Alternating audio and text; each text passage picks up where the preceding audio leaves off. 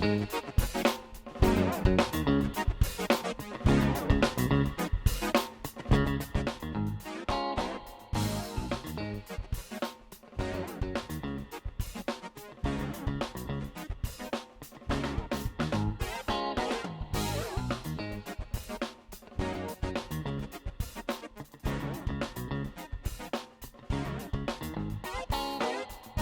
hello, everyone, and welcome to another podcast. It's a Meaningful Conversations podcast with yours truly, Singinlisa, and I'm excited to have you here. This is your place for inspiration, motivation, and impact. And you know, all month long, we have been celebrating women. It's Women's History Month, and I think we definitely have to go into the following months because I'm meeting phenomenal women, and I need to bring them to you so that you can meet them and enjoy all of the things that they are doing in this world and in this community. And of course, today we have another phenomenal woman. Her name is Shawn Rogers. And some of you may already know the impact that she is having on the community and women around the community. And of course, she is a speaker, teacher, motivator, business and personal development coach.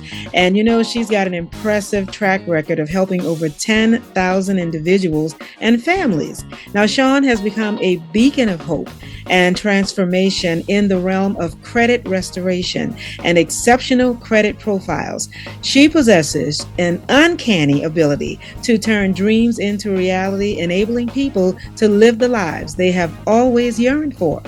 And what I love is that Shawn understands the power of dreams and the immense impact that a solid credit profile can have on turning those dreams into tangible achievements. Now, she's the expert, and she has an unwavering dedication to help and guide all of us and countless individuals and families toward credit restoration, ensuring that their financial past no longer hinders their future aspirations. So what I need you to do is get excited because we're talking all things money, and you know, we're going to involve a lot of other elements in that. But if you're ready to learn about how you can do better in your financial profile, then this is the place for you to enjoy learning. And so let me say welcome, Shawn, and thank you so much for taking time to be with us and give us all the inside tips. Thank you, Singinlisa. Thank you so much for having me on. I'm excited to be here. I'm excited to talk about credit and money and buying homes and all that good stuff because that's my passion. I love it. Well, of course, you know, when somebody's talking about money, you know, ears open up, people pay a little bit more attention because that is what is moving the world, you know, the country. That is what keeps us connected in so many ways. And so I want to ask you now, because you're the expert, were you born with a perfect credit score or was it learned and earned? Absolutely not. I did everything wrong in the beginning. Everything wrong. When I found out I could open credit, I opened it everywhere. In my 20s, I made like all of the worst mistakes. And one of the things that I love about credit is that everything is fixable. Everything. There's absolutely nothing that people may experience or deal with that cannot be corrected or, you know, deleted or negotiate. And so that's what I love about it. It doesn't matter if you befall a situation in your life that causes your credit to go south. Listen, you can definitely come back from it because I have. I came from a 504 credit score. I'm not talking about the area code here in New Orleans. Okay, but learning how to fix my own credit and my journey made me so passionate about it because I thought that it was the end of the world for me, that I couldn't do anything, that I would never buy a house, that I would not be able to get a good job working in different fields. Sometimes your credit is very important, and even in you getting awarded a job position. And so many times people feel stuck in their situation because they don't know, how do I fix this? What do I do to get out of this rut I'm in to move to the next level of my life? Because good credit is very meaningful to how we live our lives and the level of life that we live in. And so that's why I'm so passionate about helping people with credit. And there's so Well, many rules and regulations that help us as consumers to have better credit profiles. Well, I love that. And I think what I've learned, even on my journeys, did the same thing as you, especially when you go to college and people are just handing you left and right all of these nice, shiny plastic cards that you don't know anything about in the fine Yes, lines. And you just say, thank you. This must come with, everything else that I'm having to do. So, yes, so you think, well, I'm supposed to have this. And so, yeah, I think and that's interesting because when we are in school, we're there to learn, but that's one of the things that is never taught exactly how to manage your finances and your credit and what that actually means. So as you said, things are so important to all that we are connected to in life. And so, why should someone even be concerned about getting their credit together or even figuring out, well, what part does it play in my life for the things that I want? yes. Credit is powerful. Credit is powerful because it not only will help you through your personal life, but even as you advance and want to do business on your own, have your own business or makes different streams of money in your life.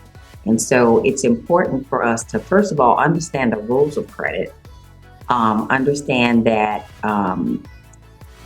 it's powerful, and understand the rules of it. Just because, like you said, when we were in college or in our earlier years, we start getting those shiny plastic cards and we're just using them and not realizing that utilization is very important. Yeah. Utilization is very important. And so the thing about utilization is, depending on what your limit is, you should really only keep your balance at 10% or below. Years ago, it used to be 30%. But listen, credit changes constantly. So it's important that we stay in the know of what is recently the rule about credit, right? And so a lot of times people are still governing themselves by rules that may have worked 10 years ago, but now it's different. So now the ideal place for you to have balance versus your limit is 10% or below. 10%. So if you have $1,000 limit, that means you should not be going over $100. Believe it or not, when they're giving us those cards, they're saying, here, I'm going to give it to you, but they really don't want us to use them up to the limit or even to large balances because that's what causes negative credit rating on our credit reports. Yeah, and that's a good point because what is actually happening, and maybe people need to understand when you're talking about, I can't spend over $100, but then what's the point of having a card? Because I want to just, spend the money. So, but the actual reason that I've learned is that what the system is doing is allowing your pattern to be developed, and what's being watched is the way that you spend money, so that you can ultimately get more. So it's really not to hinder being able to use it, but it's really trying to develop a good foundation.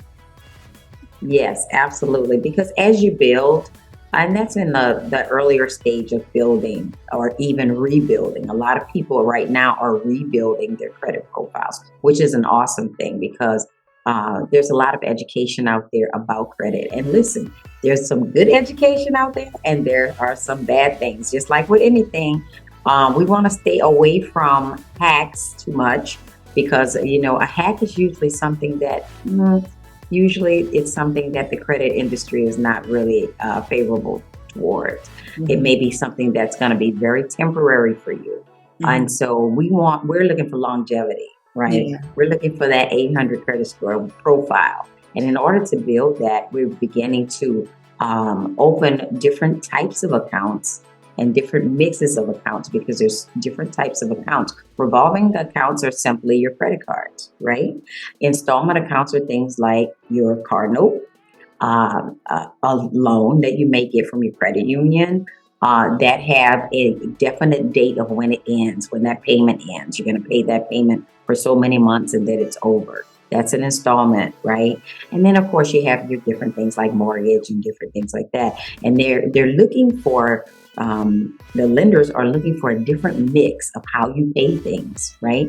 And so that also helps your profile. And so it's important, especially with revolving, that's your credit cards, that you are managing the balance of that. And so that's what they're looking for. And as you build that and you have more open, You may have and as your age of your account grows, right? Because that also helps. It's how long have you had it open? How long have you been paying it, right? And so a lot of times, lenders are looking for have it at least been open 12 months. They want to see at least a 12-month history, right? Some will take a little lower history, but we'll talk about that as well, hopefully, how with lenders, what they require and what they're looking for and what you should be trying to build your score towards. But the thing about it is being able to have a well-rounded credit profile is what we're trying to get, right?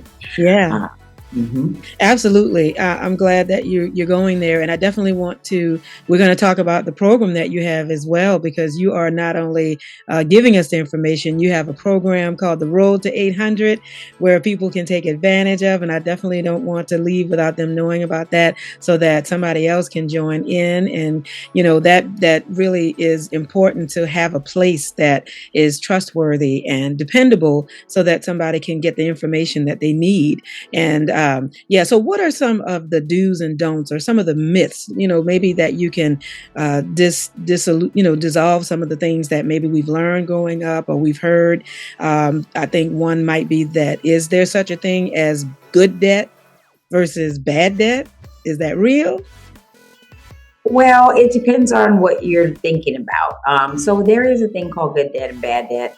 What I consider bad debt is getting yourself involved in things that have extremely high interest rates, unreasonable terms, right? Especially now, I'm seeing some of our self-employed borrowers where we will get involved because our business needs money or whatever. We get involved sometimes in these high risk, what I would call a high risk loan, right? Sometimes these loans will make you pay them back every week.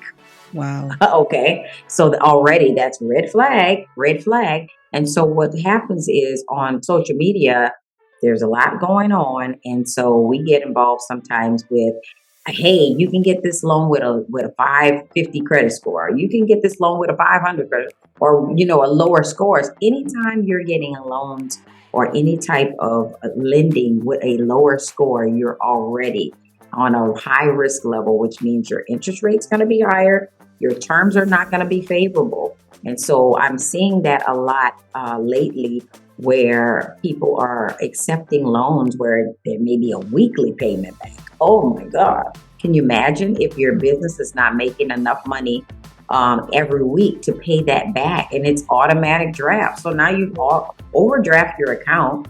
Not only that, but it's going to take you longer to pay it off because that interest rate is insane, Yeah. right? So my thing is slow down, take a deep breath, get your credit fixed. Yeah. Don't accept loans like that.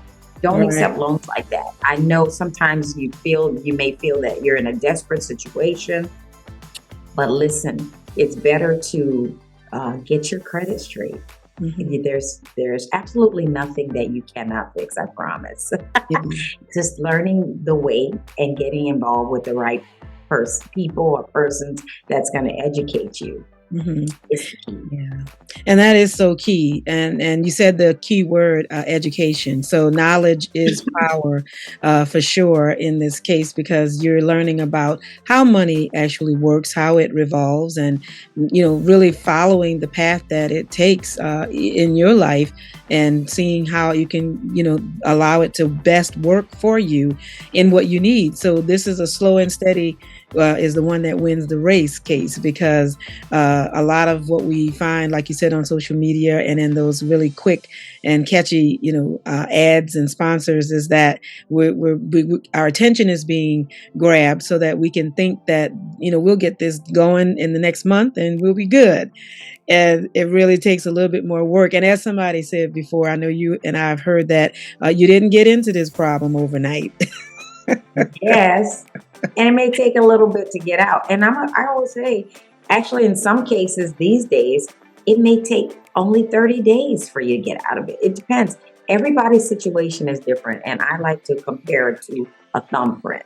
There Mm, is absolutely no one in the world that has your thumbprint, right? that's That right. has your fingerprint. And so it is with credit. Everybody's credit is different. They have a different mix, different situations going on. And so you have to treat it that way as well. What I love about it is that um, we can evolve. You Mm, know, everybody goes through different situations of their life and that may cause problems. Like someone may go through a divorce and now you had a 750 credit score and now you got a 500 because maybe the other person's not cooperating, right? So we see just different things that go on in life. You may lose your job for a moment, you may get sick. There are different reasons why people have less than perfect credit. But the good news is that stay the course, get back on the horse. Don't stay there in the lower scores, but do what you can to get to the higher scores.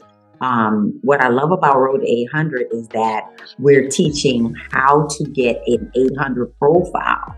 The 800 profile means that your personal information is correct, because a lot of times there is information from 10 years ago, 15 years ago. You still got addresses from, previous addresses from where you moved many years ago, or there may be misspellings of your name. All of that is important. All hmm of that is important to your credit report and how well your score will rise. And so it's important that your whole profile is correct and that hmm it has your most recent address, and that you've deleted all that old information, because credit is pulled from the information that is on your report. And so sometimes people are wondering, why isn't this old, collection going off? I paid it off. Well, that's because that same old address that's tied to that collection is still on your report. And if Yeah. you get rid of that old address, then boom, the collection will go away because Yeah. now it has nothing to attach itself to, Yeah. right? And so just learning the fundamentals is very, very key to getting the highest credit scores.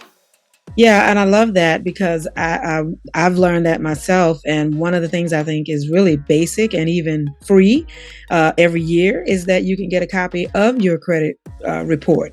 And I believe that when you're some of the things that you're saying may sound foreign to some people because they actually haven't done just that part, which will allow you to even see what is going on with your credit picture. Your whole entire profile is there, and we're not aware of that when we start spending because, again, nobody told us about that. We didn't learn that. So even starting there is a good way to then know exactly, like you said, what might be there that could be an error, that could be, old. And so we as consumers, are you saying we have the right to let them know that that needs to be removed?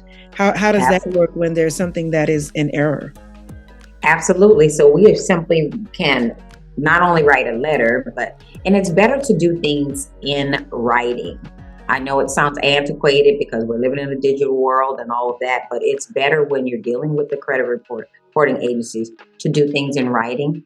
That you are sending it registered mail, make them sign for it, because now you have created a path to knowing, okay, what date they signed for it. They have 30 days from the time that you have requested that information to either be researched or taken off or deleted. And now you can count those days. And if they do not respond to you, if they do not correct it within 30 days, they have to delete it. But Mm-hmm. now it's going to be up to you to follow up and say, hey, you didn't answer me. Okay, now delete this information, right? So that's one of the simple things that we advise to do. I do not advise people to dispute accounts digitally. Do not, because many times there is a clause that credit bureau may have that does not allow you, after that dispute has been researched by them. And Mm-hmm. if the dispute comes back, where they've researched it and it's not favorable to you, sometimes there's a clause where you cannot come back and dispute it again. So do not dispute digitally. It's not really a good thing for you to do that. In some cases, you may get it off, but in some cases, not so much. So Mm-hmm. I would definitely say that. The other thing I would say, which is really key as it relates to collections, if a collector has purchased or is now collecting for the original company that you owed, if they did not come to you and get your approval, your authorization for that account to be information, your personal information, to be shared to the new collector, they're already violating your consumer right. Mm. Okay. Right? And so many times collectors are calling you like you owe them and you need to be selling them, hold on, I don't owe you. I owe whatever your original vendor is, and you should not be calling me. And first of all, now you have, of course, the opportunity to say, you got to take this off my credit report because, first of all, you violated my consumer right by sharing my personal information. Because of privacy laws, they are not allowed to just share or sell your private information to another company to collect from you. So you no longer owe that debt. Well, that sounds good, especially if that happens, then we have a leg up. We've got some, Yeah. We have a way to say, wait a minute. I love. Yeah, I love to yeah. catch them and let them know, hey, I know my rights. I love that. So, well, when it comes to the finances, the big purchases, what are the main purchases? I know that usually there are basically two. Is it still just the two big purchases that people basically want to achieve that dream when they're looking to make the big purchase? Yeah, most of the big purchase is, of course, your home, your dream home that you want to purchase. How do you get ready for that financially? First of all, you want to pay down as much debt as possible because you don't want to have a brand new mortgage and then have all these other debt, right? And the underwriter doesn't want to see that as well. It will really tank your debt to income ratio. It will stop you from being able to qualify for higher levels of purchase power, right? And so that's one of the things that I would say preparing. And not only that, you want to make sure that you don't have any negative credit ratings in the last 12 to 24 months. So no late pays, no collections. If so, you want to go ahead and work on those. Work on getting them removed. You can get late payments removed. Even if you did it, you can write to that company what we call a goodwill letter, explain your situation, explain what you went through, and that other than that, you have paid that account on time. And as a goodwill gesture, you are asking them to take off the lates. You can do it that way. And there's so many other ways as well that you can have them removed. But definitely work on it. You want to work on your profile as much as you can so that you look your best. It's like getting prepared to go to an interview or something, right? You want to your credit needs to look its best as well when it goes before the underwriter for buying a home. Yeah. You want to have that resume together so that it speaks for you even before you open your mouth, and it already tells the story that you're somebody that the person receiving is interested in. So that's a good way to look at that. And so I love that, and I love the fact that ask and you shall receive. This is simply saying that we have a way and a right to ask questions and actually get some results that favor us. And I love that because sometimes it feels like it's one and done. It's kind of like when you hear the letters IRS, you just think it's over. Right. But there's no reason to be afraid. And I love that we're having this conversation because some people are just afraid to deal with the whole credit thing. Yeah. Right. And that's the part I love, because what I do with my clients, even if they're not ready, I always tell people, go and at least see where you're at. Find out where you're at and what you need to do to get where you want to be. And so we sit down and we go over their profile. And if they're not ready to move ahead for home ownership, I give them a plan. Okay, this is what you need to do. This is what you need to correct. This is what we need to get removed from your report. And then they take that plan, and within whatever amount of time, sometimes it's only a few weeks, sometimes it's a few months. But the thing is, now you have a goal. Now you can put a date to that goal. And listen, it's going to be a reality. And so that's why I've been able to help so many people, because I don't just say, hey, you can't do this right now. What I do is say, okay, we can't move forward right now, but this is what I need you to do. And Mm-hmm. so that's what really keeps people motivated Mm-hmm. and gives them hope that this is going to happen. Right. And we do know that it is the dream for many people to be homeowners, but is it everybody's dream? Because we know that we have apartments and it serves a purpose. We have Airbnbs and all of that, but is it everybody's, desire to be homeowners, and should they feel pressured to become that? Well, I don't think that people should feel pressured. I run across people, especially now, and this are the generation that's doing things now, have a different outlook of home ownership. Some people don't want the responsibility of being a homeowner, and that's okay. That's okay, but you might want to be an investor. Yeah. Listen, buying property is not just about your own home, right? You may want to be an investor. You may want to be, you may need property for your business. There's so many different things and ways that we can own property and for different reasons, right? And so the key is finding out what the funding is all about, what is the requirement, and what do you need, especially for business owners. You're going to be using your tax return. You mentioned that IRS, those letters, right? Yeah. But we don't have to be afraid of IRS, because what we need to do is educate ourselves on tax returns and taxation. And are you properly structured for that? Should your business be an LLC? Should you stay a sole proprietor? Should you be a C Corp or S Corp? Those things are all very important. Everyone should not be an LLC. I know that's very popular right now. But listen, there are other ways for your business to be structured properly so that you are taking advantage of the tax code, and that you are taking advantage of, like, some of the big guys out here, some of the big corporations take advantage of the tax code to their advantage. So you've got to do the homework to see what works best for you as an entrepreneur. Yeah, I love that. Well, recently you spoke at the fourth annual Women Doing Business Conference. And let me tell you, I was a fly on the wall. I got to be in the room where it happened.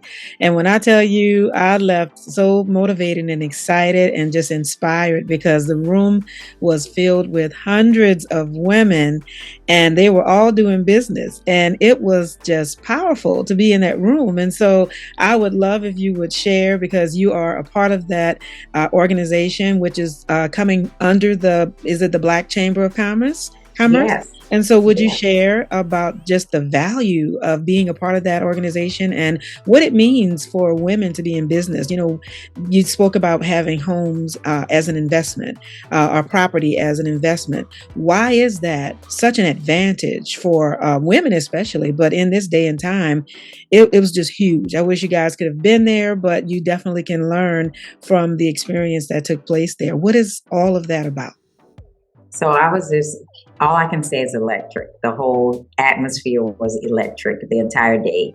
Just to see that many women in one room that were all business owners, Mm-hmm. and to hear them and their stories and the electricity that was in the room, it was just phenomenal. And yes, I'm a part of the New Orleans Black Chamber of Commerce. This year, I have the honor of being the treasurer. And so I'm just starting in my new position there, but I'm excited. I'm so excited to have met so many different women from different walks of life with so many different businesses and consulting and storefronts and just everything. And then, of course, we talked about international business, how to do international business for the conference. So if anyone missed the conference, wow, every single year they have this. This is my second year this year that I participated, and it was absolutely phenomenal.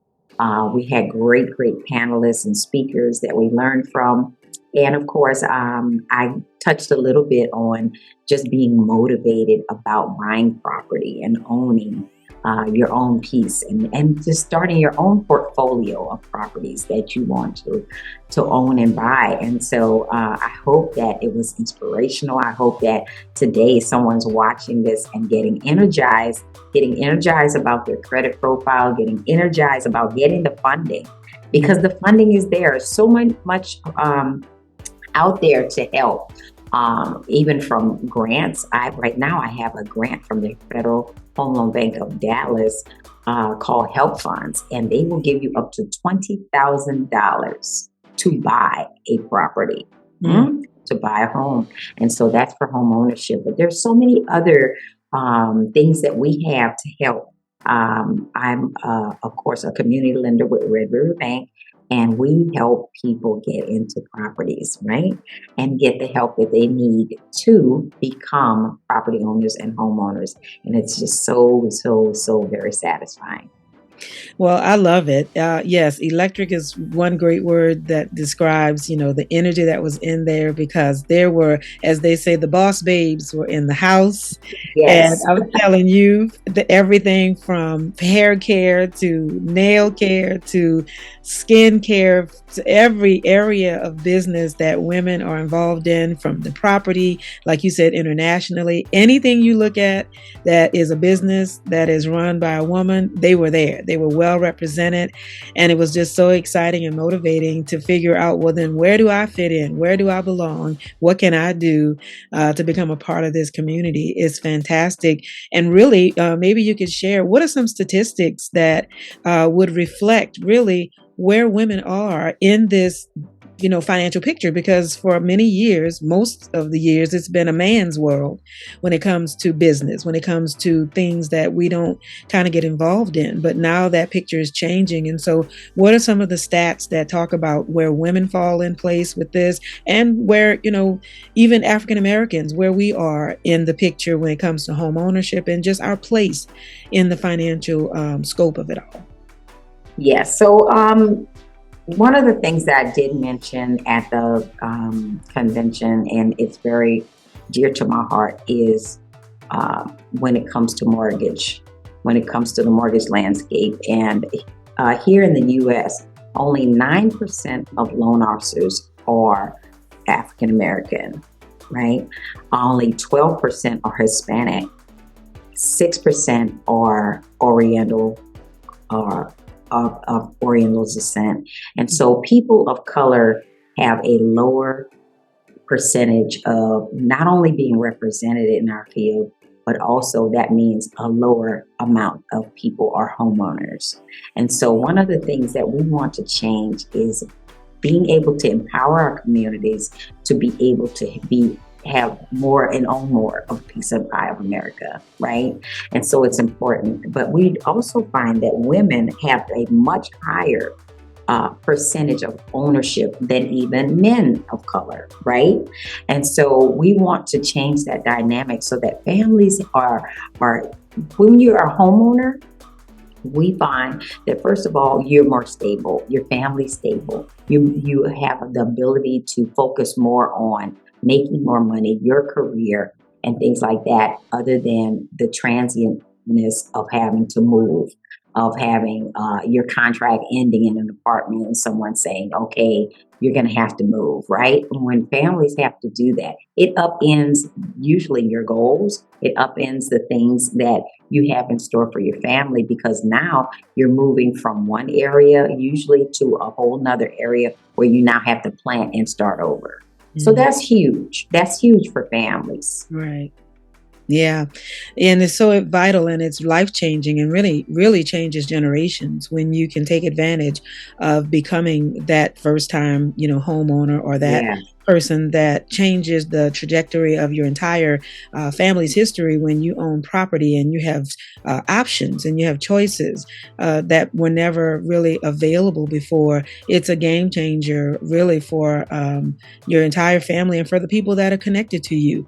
It changes a community as well, to be able to have that ownership and to have a voice to say that we belong here. This is what should be here, and it reflects more of an image of the community and the people that live in that community. absolutely. Yeah, so I love that opportunity, and that that the doors are wide open for Yeah, anyone to be able to walk through and take advantage. And so you have continue to provide us with all of this inspiration and the answers that we need. And so also you all in talking about women owning businesses, you all talked about something that was probably not really an elephant in the room, but maybe something that happens a lot when women are trying to seek becoming the first in so many of these areas. One of the things that we shy away from is reaching out to other women, is reaching out to other people who can actually help us, who have done that, because maybe there's just been this instilled in us that we have to be the best. We've got to fight for what we want. And, along that fight, it seems like we're the only ones, on that lane and on that street. Yeah, So talk about that a little bit, because you all covered, that really well. And there was just, oh my goodness, sisterhood all over the place. absolutely. Absolutely. I was just so impressed with it all. Yeah. And this is what I want to start that off with. And that is, don't be a gatekeeper. Mm. Don't be a gatekeeper. Why? Because it is so rewarding, first of all, just to be able to help someone else. And the information that can help someone else literally change the trajectory of their business or even of their personal life. I remember years ago watching one woman in particular that was very dear to me, actually a family member, and she had already had like 5 different businesses that were doing well. She learned how to structure things and just was really, really, and it still is, doing really well. But the thing about it was she was a gatekeeper, unfortunately.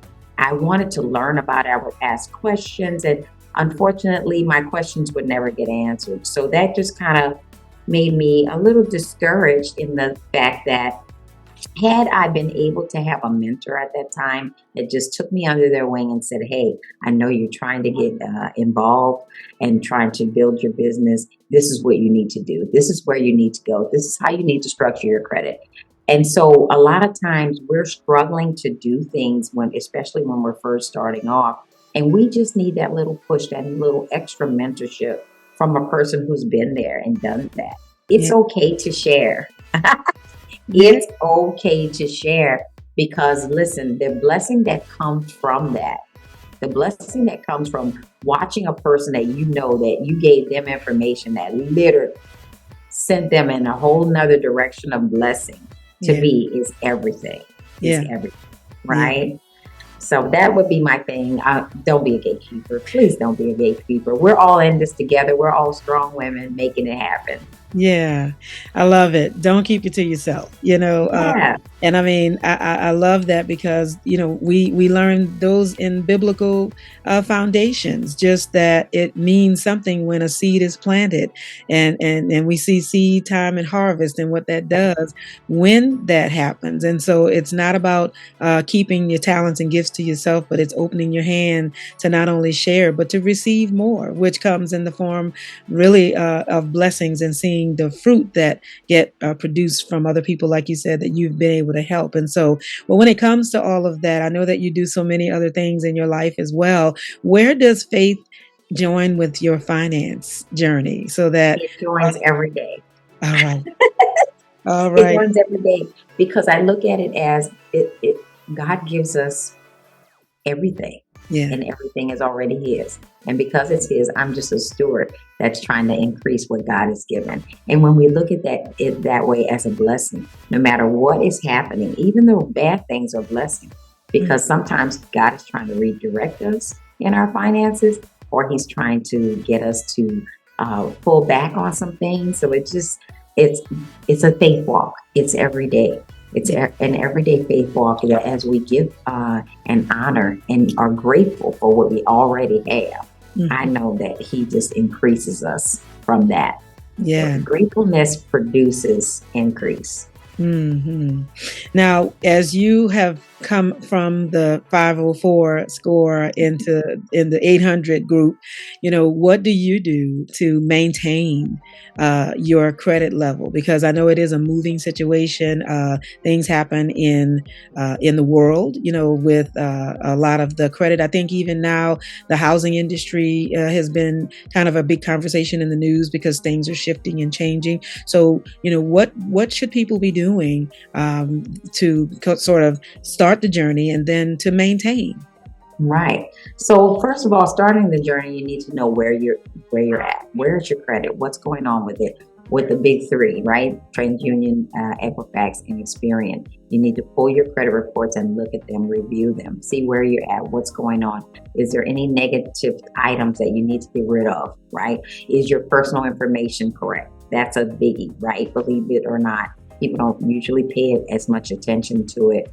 Have a credit monitoring system that you check your credit regularly with, right? There's so many out there, and even sometimes your bank or your credit card company, whatever, will also offer that for you. But I will say as well, be careful of that, because what they're actually doing is monitoring if you have trouble. Okay, so just remember that as well. But also, so you want to know where your credit is. And then from there, you begin to build yourself a blueprint of what you need to do to move forward. Now, how to get the higher scores is simply paying down your debt. To achieve higher scores, it means no late fees. It means managing your balances on your credit cards, keeping a low utilization. Most 800 people with 800 scores do not have debt. So when you're getting to that level, that means that you have now had yourself a talk with yourself and say you don't need that. All right, right?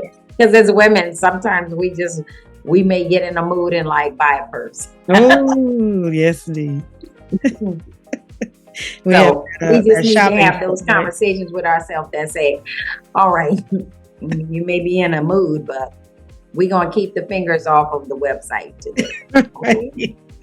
Yeah. But yeah, the higher scores means that basically you have very low debt. You don't owe a lot, right? And that you are utilizing your credit in a positive way, that you're not going overboard. Now, listen, if you decide, hey, I'm going on vacation and I'm going to have to use my credit card, just know that you're going to probably lose some points as you're charging up that card, right? But just have a talk with yourself. The minute I get back, I have a strategy of how I'm going to pay that down. So you're constantly understanding and being aware of what you're doing and what you have to do to get back where you need to be. Because sometimes my score will waver a little bit, right? It may come down a little bit because I have to make a purchase, or I may have to, do some things. But I know that, okay, if I do this now, in 2 months, I'm going to be back where I need to be. So don't allow it to just keep going, descending, right? Descending in the scoring. So always have a plan. Always have a plan for your money. I don't care if you get $10 in your hand. You have a plan for that $10. What am I about to do with this $10? I'm going to put it in my savings. Am I about to spend it? What am I going to do with it? Right? What am I going to do with this $1,000 I'm getting? So we have to be very conscious of how we're handling our money. We should always have a plan for our money. Yeah. Always have a plan. Well, I know a lot of people have a plan when it comes to IRS tax returns, because oh my goodness, I think I saw a post where somebody said that there would be nobody at work because everybody got a refund check. And so they just were not going to be available for work. And that was mind-boggling.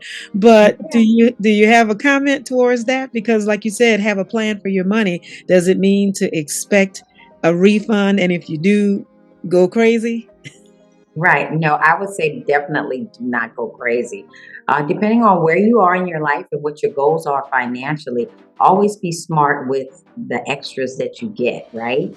Right. And I will say as well, as it relates to IRS, we're seeing lower refunds this year. Why? Because we are post-pandemic.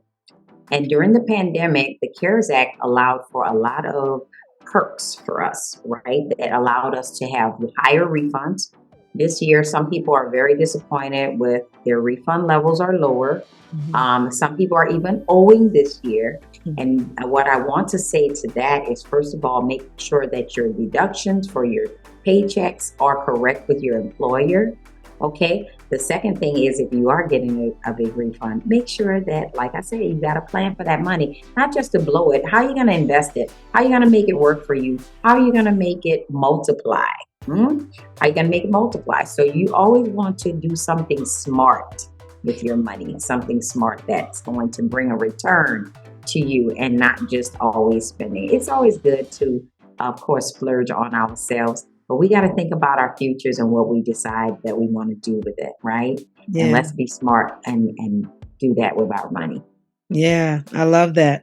Well, I know that I could go on because money is constantly moving and we want to know how we can get in on all of the things involving it. But as you know, as we come to some final words, what are some of the things that, people should consider when their family is, in their eyes? That should be a part of their goal to think about not just themselves and how they can better themselves, but that their family is going to be affected. I've seen people in tears how they've been able to purchase homes for their parents who for years Yes. could never ever do that, and they have come along in a time when things have gotten better or opportunities have become more available, and it's just been a blessing to be able to see people buy that car for their mother who's been working 2 and 3 jobs and all of that. So what do you say to that when it comes to people wanting to know, man, this is such a journey. It is a sacrifice. It is a strategy. It does take time. And so you have a quote that I believe you said somewhere about I think is your favorite quote. I don't know. You can say it better than me about women and how strong they are. Well, I want to say, first of all, that you can do absolutely anything that you put your mind to do. And one of my favorite quotes, I don't know if this is the one that you remember seeing, but on my page, I put all types of quotes. But the first thing I want everyone to know that, first of all, you are absolutely amazing and absolutely no one else can do what you do. And so you need to get that in your spirit and you own it and live it and walk in it every single day. The second thing is that there's absolutely nothing that can stop you from being a financial guru, your own financial guru. Learn all you can. And listen, write down your goals, write the vision, make it plain. That's what the Bible says. And so, listen, when you write that vision, you make it plain and you go down the list and begin to check off the things and make it happen. Execute, execute, execute as it relates to your finances, as it relates to your credit, and watch your life go to a whole new level and change. And like you said, you get to the point where now you're blessing your own family. You're able to give them houses and cars and different things because of what you have learned and what you have executed to do. And it's just life changing, not only for yourself, but for those around you. Yes. Yes, I love it. Well, of course, I want you to also share with everyone how they can get in touch with you. We're going to have that information in the show notes as well. But just to let them know that you are available, you're accessible, and you have the answers to get them started so that their journey can be successful and they can get on that road to 800. All right. Well, my email is shawn.rogers@redriverbank.net. So that's shawn.rogers@redriverbank.net. And actually, you can go ahead and email me there, or I am on Instagram at Shawn M. Rogers Excel. And I'm also on Facebook under my name, Shawn Rogers. So I would be happy to see you be a part of our great and inspiring community where we were learning about credit and we were learning about finance, all things credit and finance. We are faith and finance page as well. Yeah, I love that. Well, I do know that one of the things I wanted to mention as well is that your journey, how has your health changed since you have come from the 504 to where you are now? I know it gives you options and whatnot, but for many of us in our community, we know health is another issue. How does that Absolutely. affect your health when you get this under control and you don't have the stress and all that? Yes, yes. Because, definitely lower credit scores will produce stress in your life because it constricts you. It's like being almost in jail. I hate to say it that way, but it's true. Because there's only so far you can go financially with things that you want and need. And a lot of things are governed by your credit score, where you live, what you drive, all types of things. And it causes a stress level because you're yearning to do more and then it's restrictive. So the thing about it, I would say, is definitely you want to begin to work on the goals in your life. Reach out to me. I am that person that's going to literally sit down with you and come up with a blueprint together to get you to the higher score level, right? So that you can do the things that you want, go on the vacations you want, do the things that you want for your children, for your family. It is literally freeing. And so when you free yourself from the stress of a low credit profile, I promise you, things begin to change, right? Things begin to change. Listen, I stopped taking those Excedrins every day. Oh, amen. Right? No, but it Yeah. does, listen, stress definitely changes your health profile, of the things that you're dealing with, right? The things that you're dealing with. And then for me, it caused me to overeat. The stress in my life caused me to. So it rolls over into so many other things, right? I would be a comfort eater because of the situation I was in, right? Yeah. And so there's so many other things that people can probably come on here and say that the stress in their life because of what happened. But once I was able to move out of that, because at that time I was a single mother with 2 children. When I say stressed out, because I was only making $22,000 a year, trying to pay rent and a car note and childcare, and we can go on and on. I know somebody out there listening right now. You have a story to tell too about how. But listen, when you have been freed and you begin to listen, when you begin to get things in order financially, it literally frees your mind. It frees you from how you look at things and even how you deal with your family, because that stress level is not there anymore. Yeah. Wow. That's big. It's a game changer, a life changer. Yeah. So we would definitely want we want all of us to arrive there and be in that community so that we can be stress free and enjoy the options and the freedoms that come with, having that strategy work for us and having the money that we earn work for us. And so I love that you shared all of these, tips and these points. And so I know you're going to be getting some calls. I'm going to be calling you for sure. Awesome. So that I get my information together. But now, what's one of the things you bought after you got everything together and you said, man, I've been waiting for a long time to make this purchase? A lot of people say, I'm going to get this when I get this straight. What was that one purchase for you that was exciting to do? I'm excited to tell that because it was my very first house. I was 26 years old, single parent with 2 children, making $22,000 a year, guys. And that was my dream. I just got my credit straight, figured it out on my own, sent out my letters, did the hard work. And I told my best friend at that time I wanted to buy a house. And she looked at me and she was like, well, let's do it. Mm-hmm. And I tell you, at that time, I was able to get a grant from the state of Louisiana that helped me with my down payment. That's why I'm so passionate about this, because it's going to bring a little tear to my eye in a minute, because just looking at my 2 kids and how we had to constantly move around. I was living in a duplex, a 2-unit property in the 9th Ward. And in the kitchen, the window wouldn't even shut all the way closed because it was just a rickety old place. Mm-hmm. And I just remembering how the bugs would come in and all of that. And I wanted to be free of having that type of living condition and have a place for my children, mm-hmm. and be in a good area where they would be in a good school. And guess what? I was able to make my dream come true because I got my credit straight. And not only that was my first house. I said, I went on over my life. I've owned 12 doors, meaning 12 units of properties. Wow. And so listen, for the person that's listening, you can do it. I did it, and I started with no money, literally making a very low amount of money with 2 children. And you can do it. I promise you, just focus, come up with your goals, and just start checking off your list as you go, because you will make it. Whatever dream you have, it will come true. You just got to put in the work.